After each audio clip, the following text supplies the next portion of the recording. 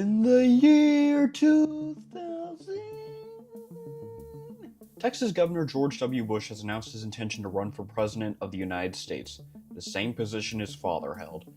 In the Republican primary, Bush did face a challenger in Arizona Senator John McCain, who had spent 6 years as a POW during the Vietnam War. However, Bush would end up getting the Republican nomination. While he did endorse his son, former President George H.W. Bush mainly stayed in the shadows. He did not even give a speech for his son at the RNC. To help with the vice presidential selection, he brought in Dick Cheney, who had served as Secretary of Defense under his father. However, Bush decided to go with Cheney as his vice president. After leaving the Department of Defense, in 1995 he became CEO of Halliburton, a multinational corporation located in Houston, Texas.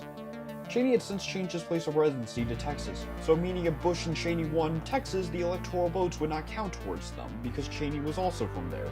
To fix the problem, Cheney would first retire from Halliburton and re-establish his residency in Wyoming, allowing them to get the electoral votes from Texas. Problem solved. For the Democrats, the nominee ended up going to Vice President Al Gore. However, Gore and many other Democrats were worried that Clinton's impeachment and personal scandals would hurt Gore. Gore would try to distance himself from Clinton. Bush would attack Gore for his association with Clinton, where Gore portrayed himself as more politically experienced than Bush.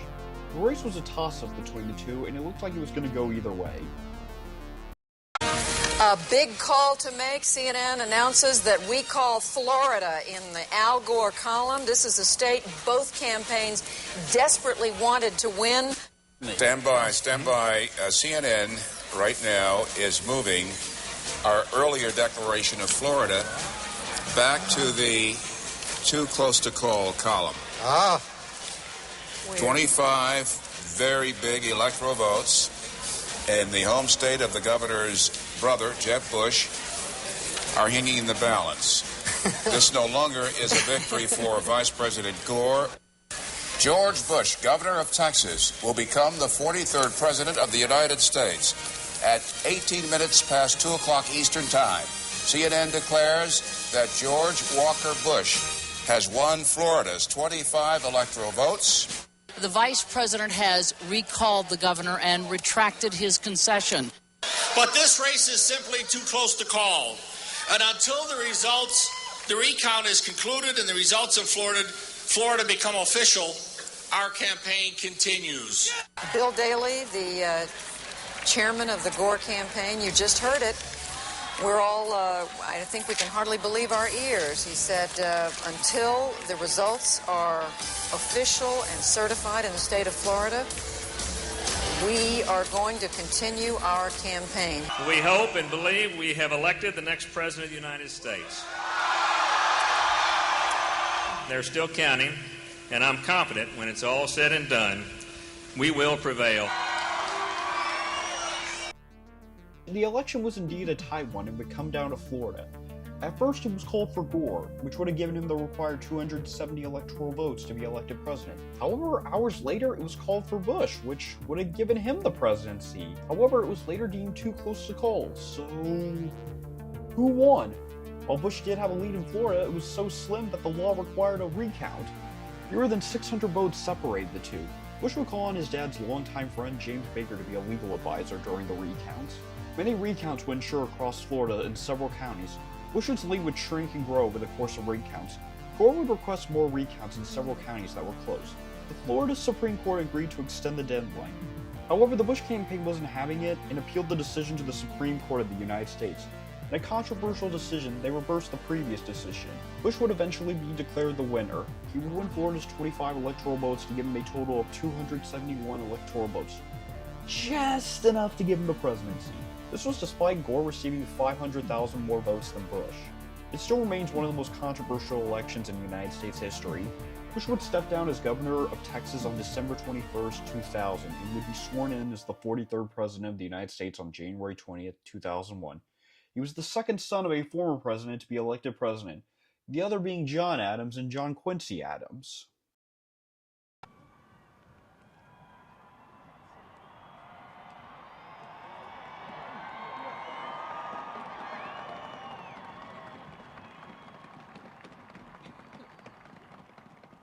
Are you ready to take the oath? I am, sir. Please raise your right hand and repeat after me. I, George Walker Bush, do solemnly swear I, George Walker Bush, do solemnly swear that I will faithfully execute the office of President of the United States that I will faithfully execute the office of President of the United States and will, to the best of my ability, and will, to the best of my ability, preserve, protect, and defend the Constitution of the United States. preserve, protect, and defend the Constitution of the United States. So help me God. So help me God. Congratulations.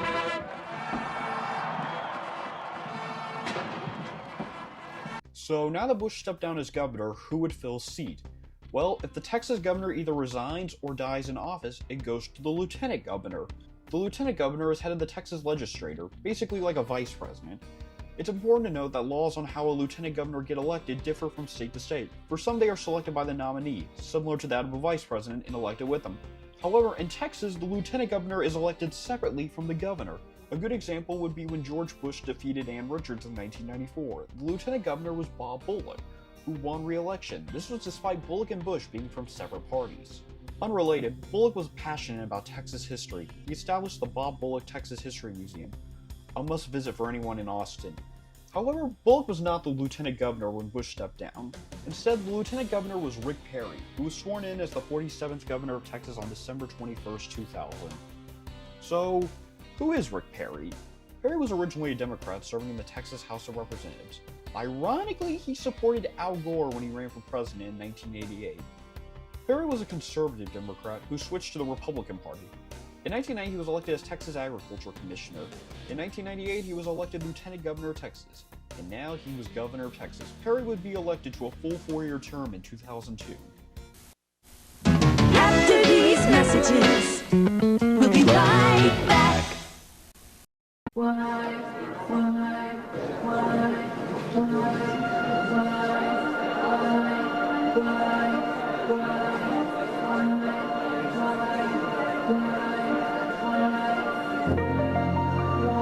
Welcome, analysts. The result has been a disappointing performance. Welcome, analysts. This was a challenging fiscal year for the company. Due to unpredictable weather, earnings are down.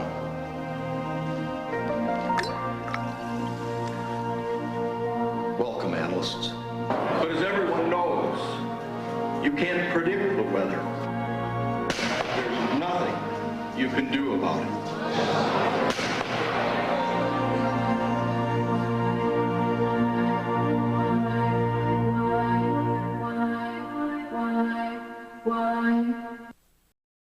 Enron was an energy company located in Houston, Texas, founded by Kenneth Lay. Kenneth Lay was good friends with Ann Richards and the Bush family. However, the company was hurt when the United States passed laws to deregulate the sale of natural gas. With the help of a man named Jeffrey Skillen, they turned Enron into an energy trader. It would act as an intermediate between different natural gas producers. Under the leadership of Skilling, Enron would become one of the top energy companies. It was named by Fortune as one of the most innovative companies. I'm saying this as if there's a catch, and you are right, there is a catch. Under pressure from competition, Enron turned to sketchy practice, such as mark-to-market accounting, allowing them to write future gains from trading contracts to create the illusion of high profits. In August of 2001, Jeffrey Skillen, who was now appointed as company CEO, abruptly stepped down, citing a desire to spend more time with his family. He was basically trying to jump ship before everything bad would happen. Lay took over as CEO, but now the Securities and Exchange Commission was now looking into Enron. Enron's stock began to drop, and they ended up filing for bankruptcy in December of 2001. Mr. Senator, I have been a major shareholder in Enron Corporation. I am currently a major shareholder in Enron Corporation. Enron Corporation has constituted virtually 90% of my net worth from the entire time that I worked for the company. I was a strong believer in Enron Corporation. Now, you can take the videotape to mean what you want it to mean. I was a supporter of Enron Corporation. Skilling and Lay would both face sentences. Lay faced up to 40 years, however, he died of a heart attack in 2006. Skilling's would be sentenced to 24, but it was reduced to 12 on appeal. Skilling would be released in 2019. The Enron scandal is considered to be one of the biggest corporate scandals of all time. I'm glossing over some stuff, so I recommend the documentary Enron, the Smartest Guys in the Room. Less than 9 months into his presidency, George W. Bush was about to be put to the test. On September 11, 2001, the terrorist organization Al-Qaeda, led by Osama bin Laden, would hijack 4 American passenger planes. 2 of them crashed into the World Trade Center. Both buildings would collapse. The other would crash at the Pentagon, the headquarters for the Department of Defense. The 4th plane, United 93, is believed to have either targeted the White House or the Capitol.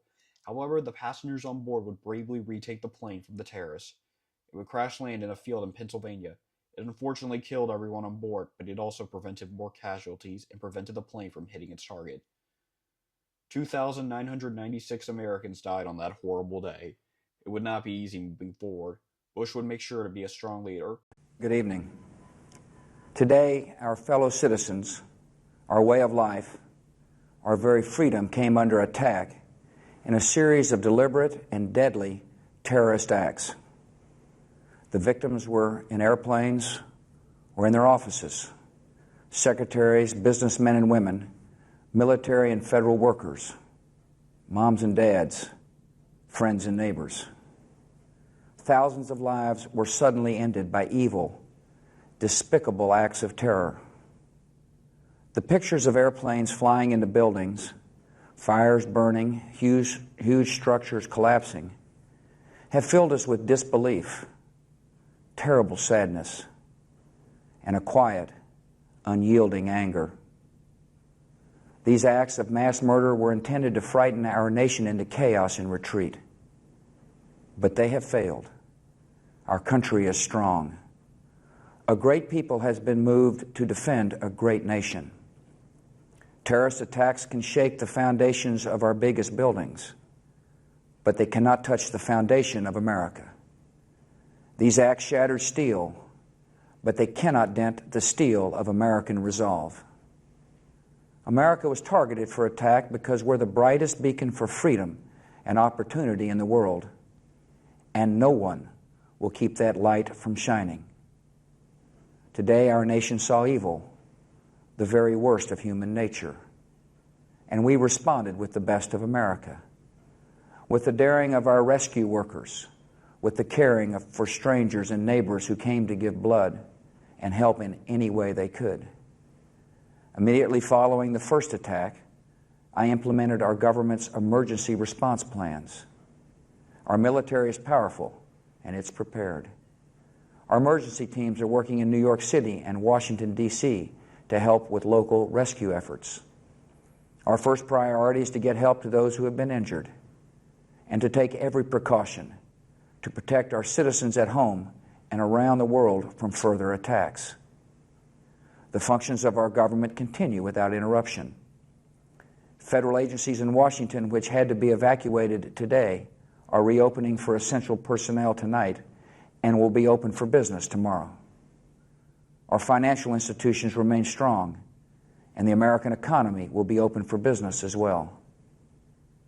The search is underway for those who are behind these evil acts. I've directed the full resources of our intelligence and law enforcement communities to find those responsible and to bring them to justice. We will make no distinction between the terrorists who committed these acts and those who harbored them. I appreciate so very much the members of Congress who have joined me in strongly condemning these attacks. And on behalf of the American people, I thank the many world leaders who have called to offer their condolences and assistance. America and our friends and allies join with all those who want peace and security in the world, and we stand together to win the war against terrorism. Tonight I ask for your prayers for all those who grieve, for the children whose worlds have been shattered, for all whose sense of safety and security has been threatened.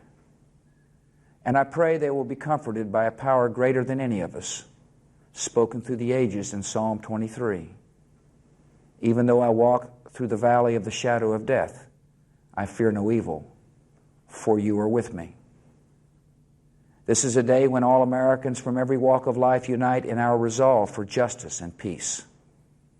America has stood down enemies before, and we will do so this time. None of us will ever forget this day, yet we go forward to defend freedom and all that is good and just in our world. Thank you. Good night, and God bless America. He was praised by many for his leadership and speeches following the disaster, and his approval rating got up to 90%, the highest ever recorded. I want you all to know that America today is on bended knee in prayer for the people whose lives were lost here, for the workers who work here, for the families who mourn. This nation stands with the good people of New York City and New Jersey and Connecticut as we mourn the loss of thousands of our citizens. I can hear you.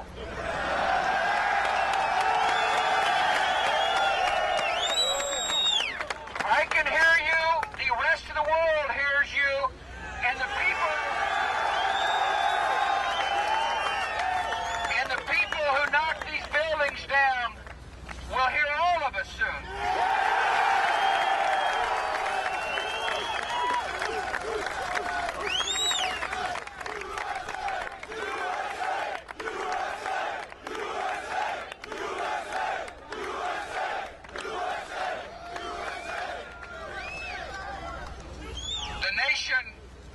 The nation sends its love and compassion to everybody who is here. Thank you for your hard work. Thank you for making the nation proud. And may God bless America.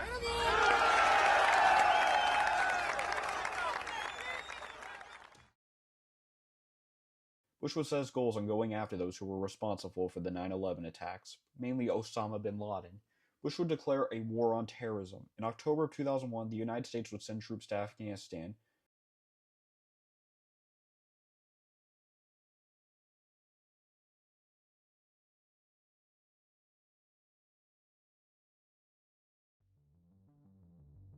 In 2002, Texas Senator Phil Gramm chose not to run for re-election. In 2000, Gramm sponsored the Comedy Future Modernization Act of 2000. It was criticized by critics later as the Enron loophole.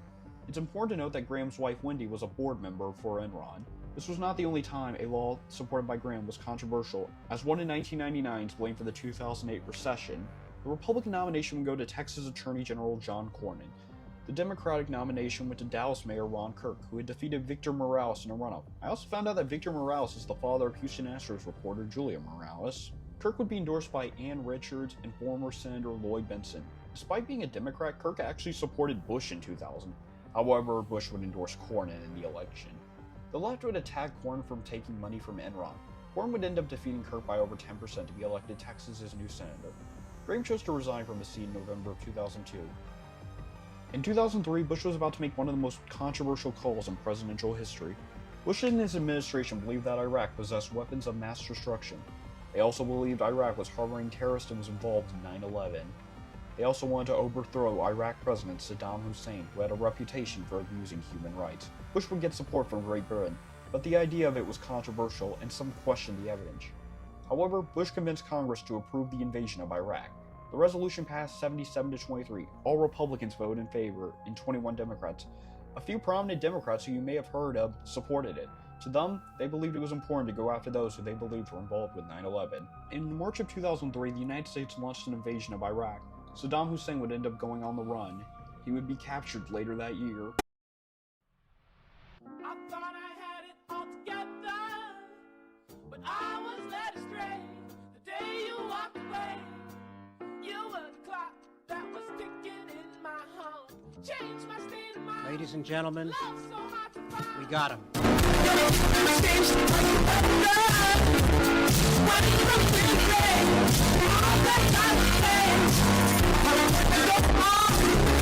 Unfortunately, however, that was going to be the only positive thing you could say about the Iraq War. It turned out Iraq had very little to do with 9/11, and the weapons of mass destruction they were talking about, well, there's a problem. We never found them. The Iraq War would become controversial, and the Bush administration's decision became very controversial. Still, Bush was supported by many Republican colleagues. This was important as he was up for re-election in 2004. Bush would end up getting renominated by the Republican Party. For the Democrats, one intriguing candidate was Vermont Governor Howard Dean, who was the earliest critics of the Iraq War. However, the campaign is more remembered for this. We're going to South Carolina and Oklahoma and Arizona and North Dakota and New Mexico. We're going to California and Texas and New York. And we're going to South Dakota and Oregon and Washington and Michigan. And then we're going to Washington, D.C. to take back the White House. Yeah! Yeah! John Edwards was one candidate who had some support. This was before the scandal all came out about him. The Democrats, however, chose to play it safe with Massachusetts Senator John Kerry. While Kerry was by no means the most exciting candidate, he did have moderate views similar to Bill Clinton. It's important to note that Kerry did vote in favor of the Iraq War. He did, however, criticize Bush's handling of it. Bush called Kerry a flip-flopper. Bush argued that he was tough on terrorism and that Kerry would not understand how to handle terrorism. He also attacked Kerry for being a Massachusetts liberal, just like Michael Dukakis. Bushes really do not like the word liberal. Kerry and Bush even used their military experience to their advantage, but both were criticized on how they used it. Bush was accused of not fulfilling his contract with the Texas National Guard, and Kerry was accused of distorting his military service. Bush had a slight lead over Kerry going into Election Day. Video release then showed Osama bin Laden taunting Americans about 9/11. Bush's lead would end up increasing. Bush would end up just about edging Kerry out for re-election. The popular vote was very close. Despite this, the Bush campaign convinced that Kerry was untrustworthy and guaranteed 4 more years for Bush. Bush won Texas both times in 2000 and 2004, likely because he was the governor. He won by 22% in 2000 and 23% in 2004. It's Goober National Election time, everyone! 2006! Rick Perry announced his intention to seek another term. However, he was hurt by Texas budget rules, school reform battles, and redistricting changes, and it led to a low approval rating of 38%. Kate Ely Hutchinson expressed interest in supporting the Republican nomination. However, likely because of Perry's support from Christian conservatives, she chose instead to run for re-election in the Senate. She would end up winning by 25%. Another Republican wanting to challenge Texas State Comptroller Carol Keaton Strayhorn. She instead chose to run as an independent third-party candidate. Perry would end up getting the Republican nomination. The Democrats were hoping Perry's unpopularity would give them the edge. The nominee went to Chris Bell, a congressman from Houston. One of these things is not like the other.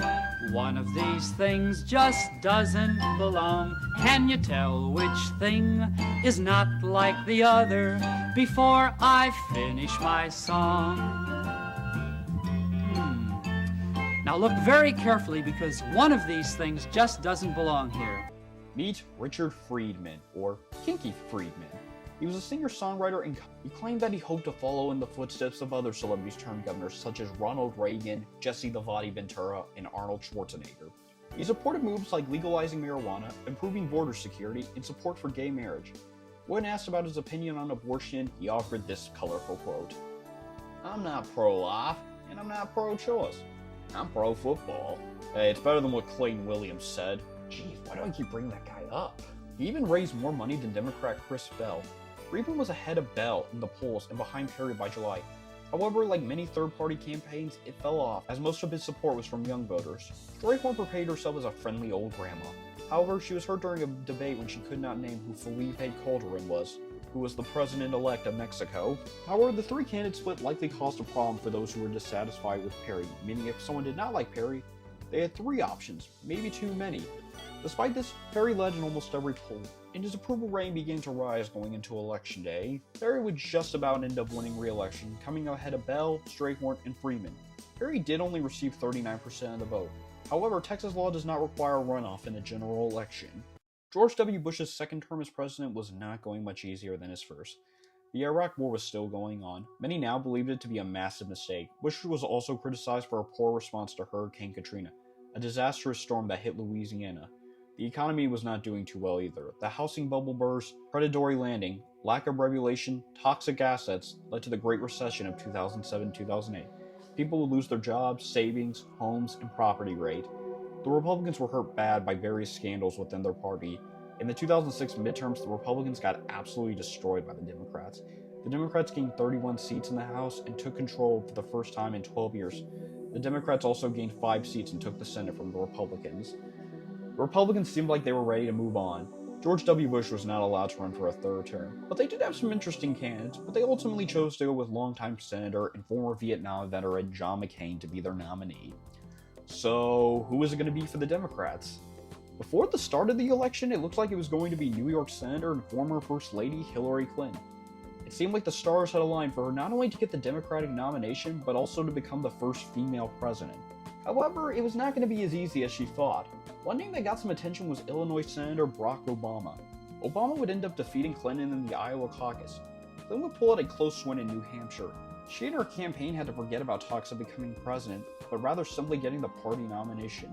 Obama became appealing because of his age and him being African American. He campaigned as a campaign of change.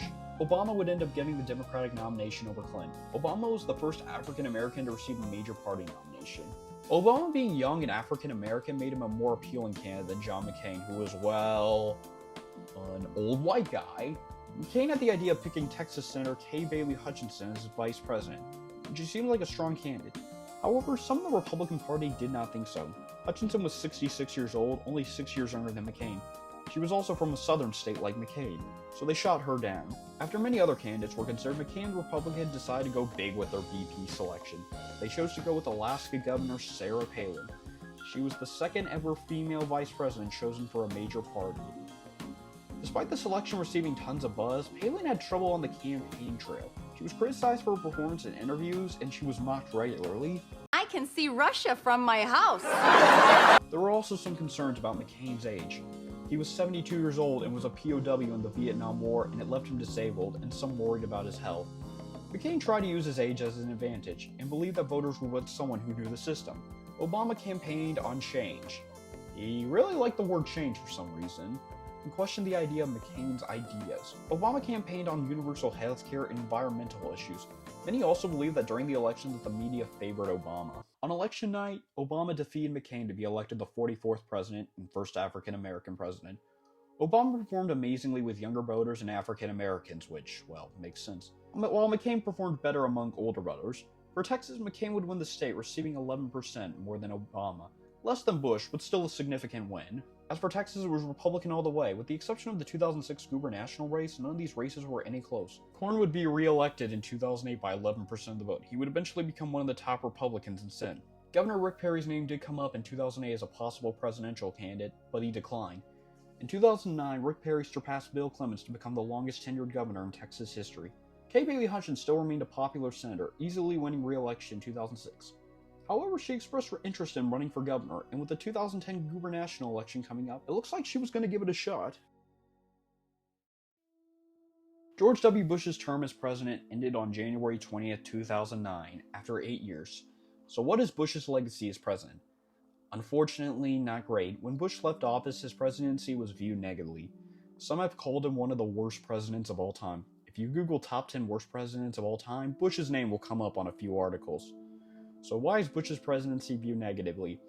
The invasion of Iraq was controversial and ended up becoming similar to Vietnam. America just got stuck in a war with really no end. The response to Hurricane Katrina and the Great Recession was also criticized. Bush had also been criticized for signing the No Child Left Behind Act in 2001 and the Patriot Act in 2007.